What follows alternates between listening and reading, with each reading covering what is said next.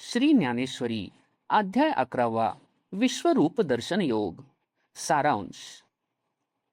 या अध्यायात शांत रसास अद्भुत रस भेटणार म्हणून श्री ज्ञानदेवांनी या अध्यायाला प्रयाग क्षेत्राची उपमा दिली आहे व त्यामुळे वाटेल त्याला प्रयाग माधव विश्वरूपाचे दर्शन घेऊन संसाराला तिलांजली देता येईल। हे अशक्य कार्य ज्यांच्या कृपेमुळे सिद्धीस गेले त्या समर्थ निवृत्तीनाथांना नमन करून श्री ज्ञानदेव सांगतात, हे सर्व सर्वेश्वर आहे हे जे बुद्धीला पटले ते प्रत्यक्ष बाहेर डोळ्यांना दिसावे अशी अर्जुनाला विश्वरूप पाहण्याची अत्यंत मोठी तळमळ लागून राहिली होती। तेव्हा आपण कसे विचारावे असा विचार अर्जुनाच्या मनात आला, पण निकटवर्ती भक्तांनीही विचारले नाही म्हणून भीतीने न विचारावे तर विश्वरूप पाहिल्याशिवाय त्याला जगणे सुद्धा अशक्य वाटू लागले। इतकी त्याला त्याची तळमळ लागली।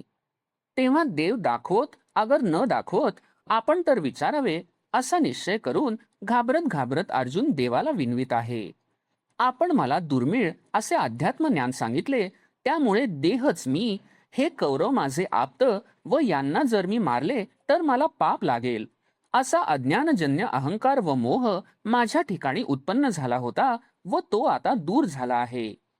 परंतु त्याबरोबरच तुम्ही प्रसंग विशेषी जगत कार्यासाठी जी द्विभुज चतुर्भुज अशी रूपे धारण करता ती ज्या मूळ रूपापासून उत्पन्न होतात ते तुमचे मूळ रूप पहावे अशी मला तळमळ लागली आहे। तुमचे औदार्य तर सुप्रसिद्धच आहे। तुम्हाला मारण्याच्या हेतूने आलेल्या पूतना शिशुपाल आदी शत्रूंनाही जेथे तुम्ही मोक्षासारखे अत्यंत पवित्र दान दिले तेथे मी तर तुमचाच, त्यामुळे तुम्ही मला विश्वरूप दाखवाल यात तीळ मात्र संशय नाही। माझी अडचण एवढीच आहे की तुम्ही मला विश्वरूप दाखविले व ते पाहण्याची माझ्या अंगी योग्यता नसल्यामुळे ते मी पाहू शकलो नाही तर ते फुकट जाईल। अर्जुन असे बोलला पण झाले वेगळेच। अर्जुनाला विश्वरूप दाखविण्यासाठी देव इतके उतावीळ झाले की त्याच्या तोंडून विश्वरूप दाखवा असे शब्द निघाल्याबरोबर देव सर्व विश्वरूप मयत झाले व म्हणाले, अर्जुना माझे विश्वरूप पहा। देव म्हणाले, अर्जुना या विश्वमूर्तीच्या प्रत्येक केसाच्या बुडाशी सृष्ट्या पहा आणि तुझ्या मनात जर विश्वापलीकडे पहावे असे वाटत असेल तर ते तू माझ्या देहाच्या ठिकाणी पहा। देव असे म्हणाले पण अर्जुनाला दिव्य दृष्टी नसल्यामुळे त्याला ते दिसत नव्हते। तो तसाच उत्कंठित अवस्थेत स्तब्धच बसला होता। अर्जुनाने बजावले असून सुद्धा आपण विश्वरूप दाखविण्याच्या घाईत त्याला दिव्य दृष्टी देण्याचे विसरून गेलो हे जेव्हा देवाला कळून आले तेव्हा त्याला ती दिव्य दृष्टी देऊन विश्वरूप पाहावयास समर्थ केले। हे चराचर विश्वाचे चित्र ज्या अनादी भूमिकेवर उमटते ते विश्वरूप अर्जुन पाहू लागला तेव्हा त्याला ते सर्व आश्चर्यमय दिसले। पाहण्याची तो जी जी इच्छा करीत होता ती सफल होत होती। परब्रह्मच विश्वरूपाने भरून गेले होते।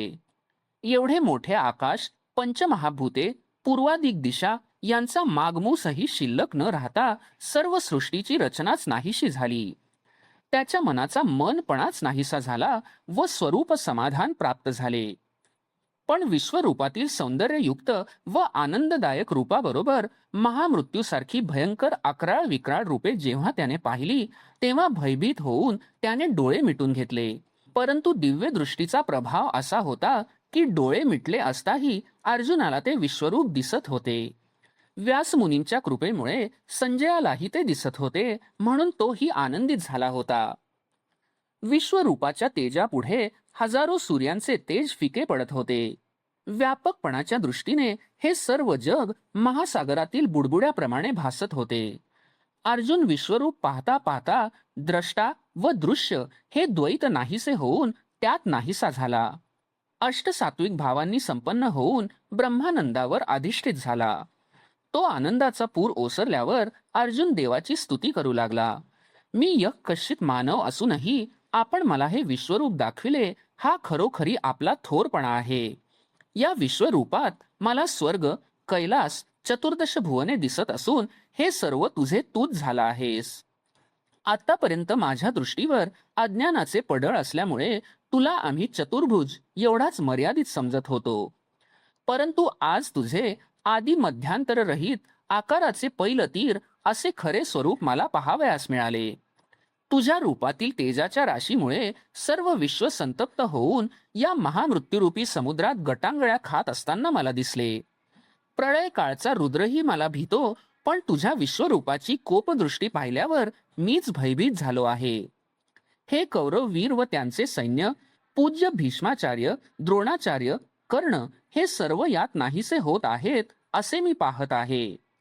मी मारणारा व हे कौरव मरणारे अशा अहंकाराने अर्जुन ग्रासला होता. तो अहंकार दूर करावा व सर्वांचा नाश करणारी भगवत शक्ती वेगळीच आहे हे त्याला पटवून द्यावे म्हणून श्रीकृष्णाने विश्वरूप दर्शनाचे निमित्त केले होते. परंतु देवाच्या मनातील हा हेतू न समजल्यामुळे अर्जुन शोक करीत होता.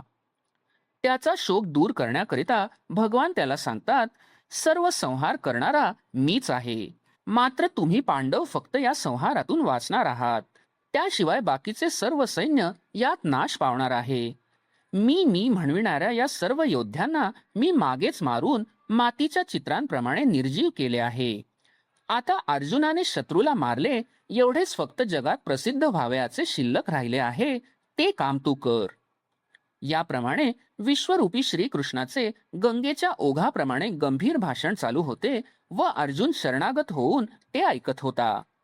वारंवार भगवंताला नमस्कार करीत होता. त्याला वाटत होते की सध्याचा स्थिती काळ असताना भगवान प्रळय काळचे हे संहारक रूप का दाखवित आहेत.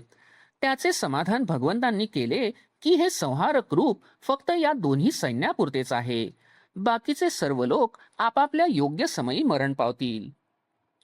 श्यामसुंदर श्रीकृष्णाचे अनादि निर्गुण हेच मूळ रूप असून तेच विश्वरूपाने विस्तारले आहे हे आता अर्जुनाला पक्के कळले.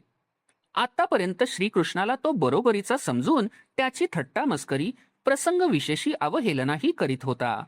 या सर्व गोष्टींचा त्याला आता पश्चाताप झाला व त्रिभुवनातही मावणार नाहीत एवढे अपराध माझ्या हातून झाले आहेत तर ते मातेप्रमाणे पोटात घालावे व पुन्हा श्यामसुंदर चतुर्भुज रूप धारण करावे अशी त्याने देवाला विनंती केली. आजपर्यंत कोणालाही प्राप्त झाली नाही ती वस्तू आपण दिली व हा ती वस्तू नको म्हणतो याबद्दल देवाला मनात त्याचा रागच आला. हे त्याचे करणे शरीराला सोडून छायेलाच आलिंगन देण्यासारखे वेडेपणाचे होते. म्हणून देव तसे त्याला बोलले. पण त्याच्या प्रेमास्तव पुन्हा तो देव चतुर्भुज झाला. सूर्य मावळल्यावर आकाशात जसा चांदण्या प्रकट होतात त्याप्रमाणे अर्जुनाला पुन्हा सर्व दृश्य पूर्ववत दिसू लागले. शेवटी देवाने त्याला महत्वाचा उपदेश केला. गाय जरी डोंगरात चरावयास गेली तरी तिचे चित्त घरातील तिच्या वासरावरच असते. तसे तू विश्वरूपावरच आपले खरे प्रेम ठेवून चतुर्भुज मर्यादित रूपावर वरवरचे बाह्यातकारी प्रेम ठेव. या विश्वरूपाच्या ठिकाणी कोणत्याही साधनांचा, वेद पठण, तप, दान, यज्ञ यांचा लाग लागत नाही. चित्त जर माझ्या अनन्य भक्तीने भरून गेले तरच देहाहंकार व द्वैत नाहीसे होऊन मी विश्वरूप आहे हे अनुभवाला येईल. अर्जुन हा सगुण रूपावर भाळला होता व देवांनी तर ते कमी योग्यतेचे ठरविले. म्हणून कोणते रूप श्रेष्ठ आहे असा प्रश्न देव रागावणार नाहीत अशा चातुर्याने तो देवापुढे मांडणार आहे व त्यातूनच 12वा अध्याय निर्माण होत आहे. अध्याय 11 समाप्त. श्री सच्चिदानंदार्पणमस्तु.